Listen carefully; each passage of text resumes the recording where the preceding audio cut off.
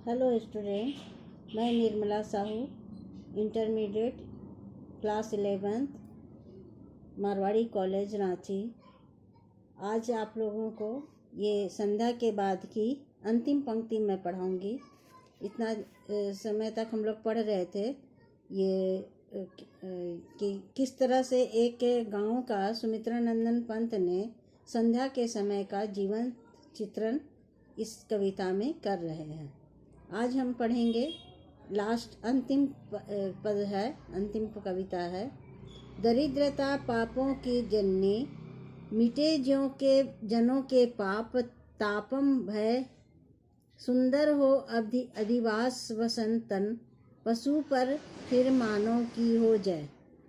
यहाँ कह रहे हैं कि कवि अंतिम में पूरे कविता की जो एक निचोड़ है वो समझाने का प्रयास कर रहे हैं।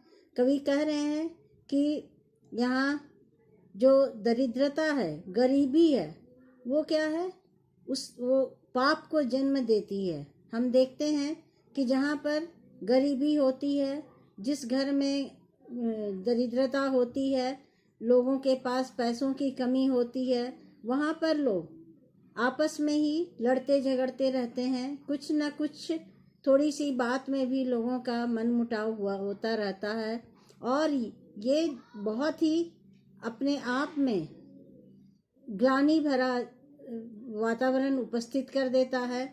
सबका मन खराब हो जाता है।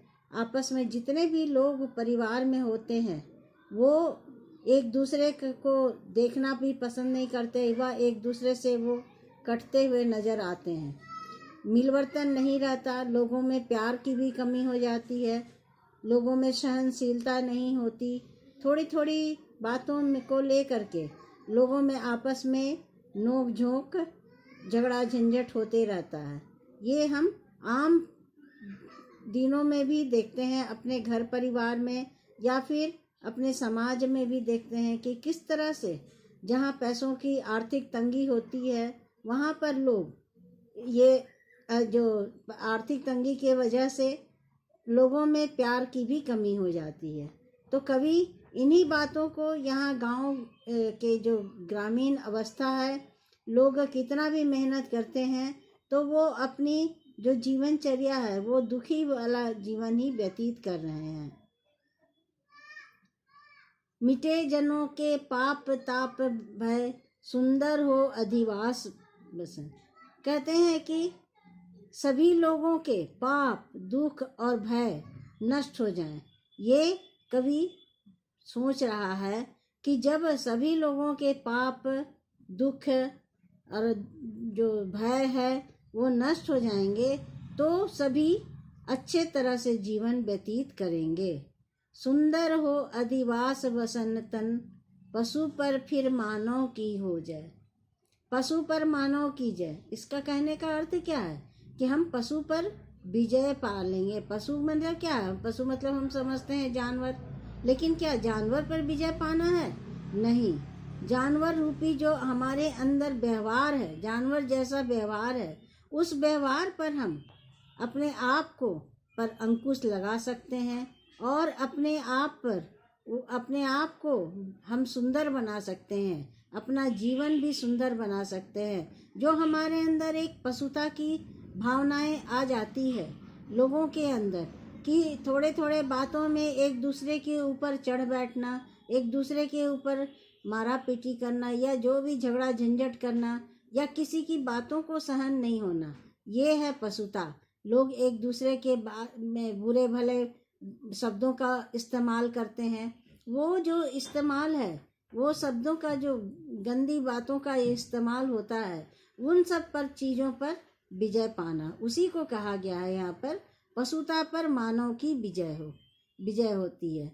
तो सुंदर हो अधिवास, जब सब जन के दुख दरिद्र दूर हो जाएंगे तो उनका रहन सहन भी, उनके जो रहन सहन है वो सब चीज सब अच्छा हो जाएगा, तन भी अच्छा हो जाएगा। जैसे हम देखते हैं गरीबी में जो जीवन यापन करते हैं तो उन्हें कभी एक वक्त का खाना मिल रहा है और कभी नहीं मिल रहा है, तो इससे क्या होता है कि वो एक वक्त के खाने से वो एक वक्त का खाना मिलता है तो शरीर दिन प्रतिदिन क्षीण होता जाता है। उनके शरीर के हिसाब से उन्हें खुराक नहीं मिलती तो शरीर का जो आकृति है वो भी बिगड़ जाता है और वो क्षीण, गरीबी, दुख, दर्द उसमें शरीर में समा जाते हैं। तो यहाँ पर कह रहे हैं कि वो जब दरिद्रता दूर होगी तो सभी चीज़ अपने आप ही ठीक हो जाएंगे।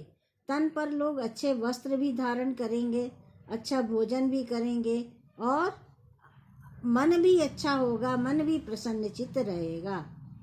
व्यक्ति नहीं जग की परिपाटी, दोषी जन के दुख क्लेश की। कहते हैं कि लोगों के परिश्रम की कमाई लोगों में बट जाए। हम देखते हैं कि यहाँ लोगों के परिश्रम की कमाई, व्यक्ति जो है जन का श्रम जन में बट जाए, प्रजा सुखी हो देश देश की। कहते हैं कि आज हम देखते हैं कि बहुत सारे ऐसे जो दुख दरिद्र, जो गरीबी में जीवन यापन कर रहे हैं, वो सेठ साहूकारों के यहाँ परिश्रम तो कर रहे हैं, नौकरियां भी कर रहे हैं, बहुत सारे कल कारखानों में भी लोग काम कर रहे हैं, लेकिन क्या होता है कि उन्हें जितनी मेहनताना मिलनी चाहिए वो नहीं मिल पाती, उन्हें डायरेक्ट नहीं मिल पाती, वो बीच बिचौल वाले लोग ही खा जाते हैं। और यहाँ तक कि जो अमीर लोग हैं वो उनके कामों का पूरा मेहनताना उन्हें नहीं देते हैं। इसलिए यहाँ पर लोग कवि कह रहे हैं कि दोषी जन के दुख क्लेश की, व्यक्ति नहीं जग की परिपाटी। कहते हैं कि सारे जग के लोग सुंदर हो जाएं, किसी व्यक्ति विशेष की बात नहीं हो रही है यहाँ पर, वो सारे जग की बात कह रहे हैं। कहीं शोषण ना हो, देश की समस्त प्रजा सुखी से जीवन यापन करे। यहाँ यही प्रजा सुखी हो देश देश की, हर देशों के लिए, यहाँ पूरे विश्व के कल्याण की कामना की जा रही है। पूरे विश्व के लोग की प्रजा जो है वो सुखी अपना जीवन व्यतीत करे, ऐसी कामना कर रहा है। ऐसी कामना करता हुआ वह कल्पना में खोया हुआ है, कभी कल्पना कर रहा है कि सभी लोग जब सुखी होंगे तो किस तरह का वातावरण हमें देखने को मिलेगा। टूट गया वह स्वप्न वणी का, आई जब बुढ़िया बेचारी, आधा पाव आटा लेने लो, लाला ने फिर डंडी मारी। ये कौन सोच रहा था?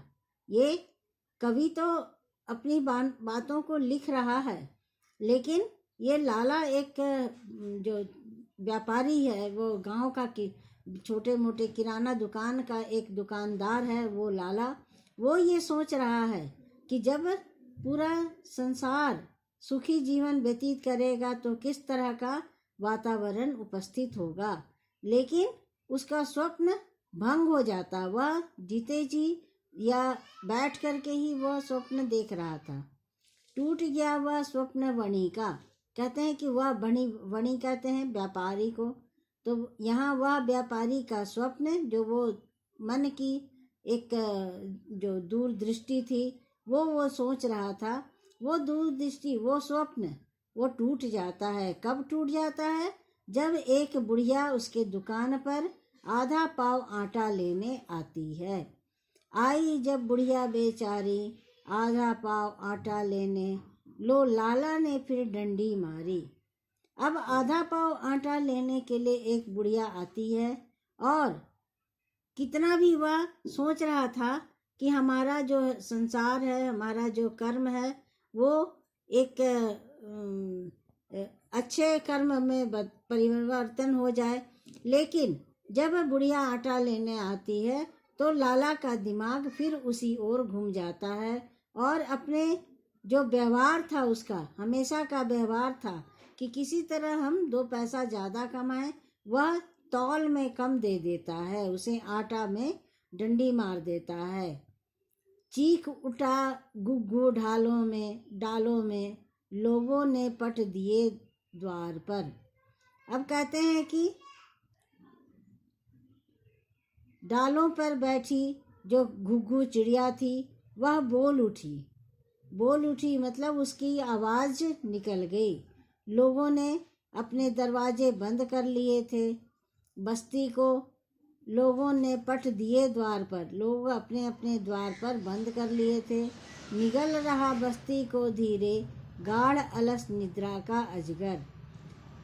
ठंड के मौसम में की बात कही गई है। तो ठंड के मौसम में जैसे ही रात्रि होने लगती है तो उस समय लोग अपने अपने द्वार को बंद करके घर के अंदर सिमट जाते हैं। तो उसी समय कह रहे हैं कि बस्ती को नींद रूपी अजगर ने कसकर जकड़ लिया था, अर्थात सभी लोग निद्रा देवी की गोद में अपने आप को समेटे हुए जा रहे थे। निगल रहा बस्ती को धीरे गाढ़ अलस निद्रा का अजगर। कहते हैं कि अब हम देखते हैं कि लोग शाम को खाना वाना खाते हैं तो कैसे लोगों का पूरा अब ध्यान होता है कि बस रात्रि का भोजन करने के पश्चात लोगों को नींद में सो जाना है। और सोने के साथ सारी जो उथल पुथल रहती है, मनों की उथल पुथल, वो सब समाप्त हो जाती है। लोग निद्रा देवी के में अपने आप को विलीन कर लेते हैं, खो देते हैं।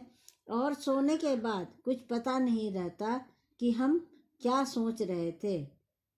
तो यहाँ पर इस पूरी कविता में कवि एक गरीब लाला की, एक ग्रामीण जो लाला है, एक दुकानदार है, उसकी व्यथा कथा यहाँ बता रहे हैं कि किस तरह वह रुपया कौड़ी कौड़ी जोड़ कर भी अपने जीवन को सुखी नहीं बना पा रहा है, क्योंकि लोगों के अंदर जो ईमानदारी की कमी है, बेईमानी हर जगह भरी पड़ी है। और उस बेईमानी के कारण भी यदि वह बेईमानी कर रहा है, नाप तौल में कमी कर रहा है, तो उससे क्या हो रहा है कि उससे भी वह जीवन उसका बदल नहीं रहा। वो उसके बाद भी वो उतना नहीं कमा पा रहा है कि अच्छा भोजन कर सके और अच्छे से अपने परिवार को पोस सके, परिवार की हर ज़रूरतों को पूरा कर सके। और ये जो दयनीय दशा है वो कहीं ना कहीं हमारे जीवन पर भी इसका असर पड़ता है, वो दयनीय दशा का असर। क्योंकि ये कविता जो है एक शिक्षाप्रद के रूप में हमारे सामने कवि ने प्रस्तुत किया है। और वो शिक्षा क्या है कि हमें, अगर हम ईमानदारी से कर्म करते हैं, यहाँ बेईमानी की बात भी कही गई है कि वह बेईमानी कर बैठता है, लोगों को ठगता है और कम अनाज तौल के देता है, तो इससे भी हमारा जो एक इंसानियत पर भी प्रश्न चिन्ह लगता है। साथ ही यहाँ यह बात से जाहिर होता है कि हमारे को गलत काम करने का प्रतिफल भी मिल रहा है। और गलत काम करने का नतीजा, क्योंकि ईश्वर तो सर्वशक्तिमान है और ईश्वर वह सब जगह देख रहा है, सबको देख रहा है। कहते हैं ना कि हमारे जो सीसीटीवी कैमरे लगे हैं, कहीं हम बड़े बड़े मॉलों में जाते हैं, कहीं कोई दुकान में जाते हैं तो लिखा हुआ होता है कि आप सीसीटीवी कैमरे के अंदर हैं। तो हम डर के मारे कोई गलत काम नहीं करते, लेकिन जब हम यहाँ कहते हैं कि सीसीटीवी कैमरे के अंदर हैं, तो ईश्वर परमात्मा का तो हर जगह सीसीटीवी कैमरा लगा हुआ है। ऐसा नहीं है कि ईश्वर परमात्मा का एक जगह कहीं पर सीसीटीवी कैमरा लगा हुआ है। इंसान देखे या ना देखे, ये ईश्वर परमात्मा हमें देख रहा है, हर वक्त देख रहा है। और जिसके कारण ये सज़ा तो हमको मिलनी ही है। तो इसलिए कभी आगाह कर रहा है, चेताने का प्रयास कर रहा है कि हम गलत काम कर करके अपने आप को नहीं बदल सकते, अपने जीवनचर्या को नहीं बदल सकते। और जब ईमानदारी की कमाई होगी तो भगवान उससे खुश होकर के वो ईमानदारी के तहत भी उसका जीवन सुधर जाएगा। तो आज ये कविता समाप्त हो गई और अब अगले दिन हम लोग से अगले दिन से गद्य का पाठन करेंगे। ठीक है।